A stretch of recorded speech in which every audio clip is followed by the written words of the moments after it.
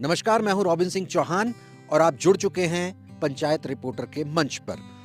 मैं इस समय हिमाचल प्रदेश के शिमला जिले के जुब्बल इलाके के एक गांव में हूं और मेरे साथ हैं अमीर चंद कुडियाल, जो कि उत्तराखंड के रहने वाले हैं और यहाँ पे हिमाचल में उनके सेब के बागीचे हैं। जिस छत पे हम खड़े हैं उसके ठीक नीचे आप देखेंगे, जहाँ तक आपकी नज़र जाएगी जंगलों के उस पार तक, वहाँ सेब के पेड़ आपको दिखाई देंगे। वो कुडियाल जी के पेड़ हैं और ये रहने वाले हैं आराकोट के, जो कि उत्तरकाशी ज़िले के पुरोला ब्लॉक में पड़ता है। वहाँ के ये रहने वाले हैं। तो इनसे सबसे पहले कुडियाल जी, आपसे सबसे पहले तो ये जानना चाहूँगा कि हिमाचल प्रदेश में बाहर का कोई व्यक्ति तो खरीद नहीं सकता ज़मीन, ये आपको कैसे और कितनी ज़मीन है ये 1964-65 में ऑक्शन हुआ था इस ज़मीन का। तहसीलदार तब शिमला से आए थे और संसो गांव के सामने पार वहीं ऑक्शन हुआ था। अच्छा। तो ये उस टाइम चांदी के सिक्कों में 14 या 1500 में 35 बीघा और ऐसे ही 1400 में 30 बीघा, ये 65 बीघा ज़मीन है। हमारे फादर ने ली थी ओपनपुली में। तो यहाँ से तो आप रहने वाले तो आराकोट के हैं। बेसिकली मैं टेहरी से हूँ, हमारे बुजुर्ग आराकोट बसे, अब ये बगीचा लिया है तब से यहाँ रहते हैं। अच्छा, तो आप आराकोट से और इस गांव की, ये गांव का नाम क्या है और कितनी दूरी है ये आराकोट से यहाँ? आराकोट से ये 18 किलोमीटर की दूरी पर है और यहाँ का नाम नालिया है। अच्छा, लेकिन आपके जो आस पड़ोस वाले हैं या गांव वाले हैं, उन्होंने लगा रखे। आप खेती कर रहे हैं हिमाचल में सेब की, आपके कुछ साथी या गांव के लोग उत्तराखंड के आराकोट में कर रहे हैं, क्या अंतर देखते हैं? देखो जी, यहाँ फैसिलिटीज़ है। सबसे बड़ी फैसिलिटी तो सड़क की है और फिर हर चीज़ की सुविधाएं हैं।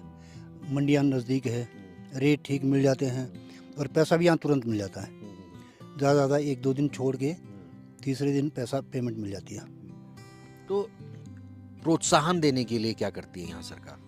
प्रोत्साहन हर चीज़ की सुविधाएं, मशीनें हैं और मशीनें जैसे मशीनें देते हैं सब्सिडी में। क्या, कैसी मशीनें काय की? स्प्रे मशीन होगी, अच्छा। कटिंग की हो गई, कैंची वैंची, और ये क्या कहते हैं, दवाइयाँ हैं। इनके का डिपो है वहाँ हाटकोटी में, वहाँ खाद आती है। कितना दूर जाना पड़ता है इन सब चीज़ों के लिए?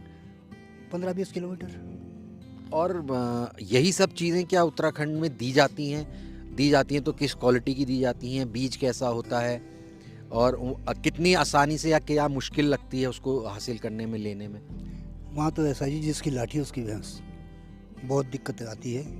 अगर इनके विभागों में जाओ तो जिसके तो संबंध होंगे या पैसे वाले होंगे उसको पहले पूछेंगे, बाकी गरीब लोगों की पूछ नहीं है।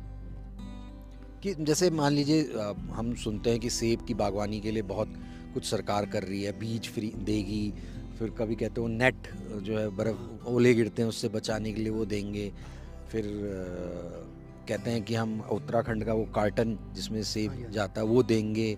और मतलब जो मेरे अभी दिमाग में आ रही, जो मुझे याद आ रही है या समझ आ रहा है, जो इस तरीके की बात वो करते, ट्रांसपोर्टेशन मंडी वाली बात वो लोग करते हैं, तो उसकी हकीकत क्या है? उसकी हकीकत ये है जी, जब तक वो आराकुट में पहुंचती है या हमारे क्षेत्र में, वो देहरादून से हिमाचल चले जाती है।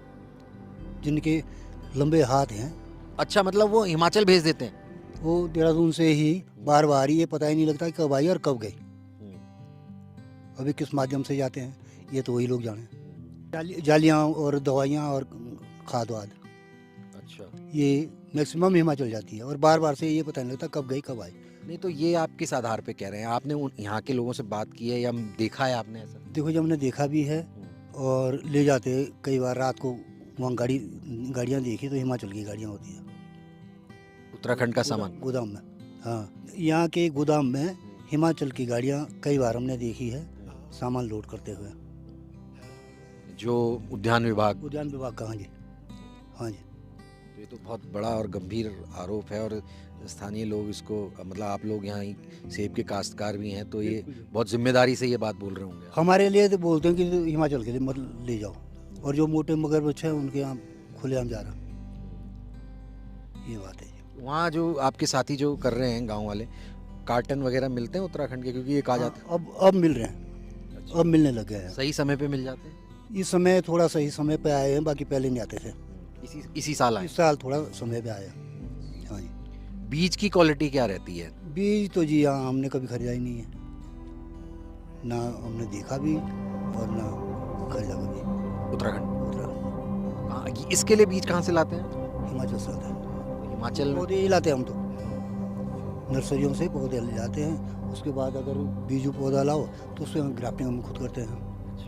जौन सी मर्जी वैरायटी लगानी हो उसकी ग्राफ्टिंग हम खुद करते हैं। प्राइवेट नर्सरी है जी, ये प्राइवेट नर्सरी है। वहाँ पे ऐसी नर्सरियों को भी प्रोत्साहन दिया जाता होगा कि आप नर्सरी पौधे डेवलप करें। हाँ जी, यहाँ तो कोई नहीं करता, लेकिन हिमाचल में करते हैं, हमारे यहाँ नहीं करते हैं। हमारे यहाँ नहीं करते हैं, हिमाचल में बहुत तरक्की है इस चीज़ में। तो इस बातचीत से आपको समझ में आ गया होगा कि जो फाइलों में योजनाएं लिखी जाती हैं सुनहरे अक्षरों से, और जिन्हें दावा किया जाता है कि तस्वीर बदल जाएगी पूरे उत्तराखंड की बागवानी की क्षेत्र की, उसकी हकीकत आपने यहाँ सुन ली होगी कि जब तक विल पावर सरकार के अंदर नहीं होगी या उद्यान विभाग के अंदर नहीं होगी, बागवानी क्षेत्र को बढ़ावा देने के लिए इंटरेस्ट नहीं होगा, तो ये मुमकिन नहीं है। हालांकि ये बहुत मुश्किल काम भी नहीं है, लेकिन इसके लिए सरकारी विल पावर होना बहुत ज़रूरी है। भ्रष्टाचार पे नकेल कसना बहुत ज़रूरी है, क्योंकि अपने पत्रकारिता के अनुभव के आधार पे मैं कह सकता हूँ कि अभी तक जितनी भी सरकारें आई हैं, उन हर सरकार में बीज घोटाला, उद्यान विभाग का बीज घोटाला किसी ना किसी चीज़ का, अदरक हो, लहसुन हो, सेब हो, इन सब का, सेब की तो खैर पौध आती है, इन सब के बीज घोटाले ज़रूर होते हैं। और तो आप समझ सकते हैं कि कितना बड़ा कारोबार है उन लोगों के लिए जो कि नियम बनाते हैं, कायदे कानून बना रहे हैं उद्यान से जुड़े हुए लोगों के लिए। तो फिलहाल ये अपने इस बातचीत को यहीं पर हम ख़त्म करते हैं, लेकिन पंचायत रिपोर्टर को आप लाइक सब्सक्राइब ज़रूर कीजिएगा। हम बहुत मेहनत के साथ आपके पास ये सारी खबरें लेकर आ रहे हैं।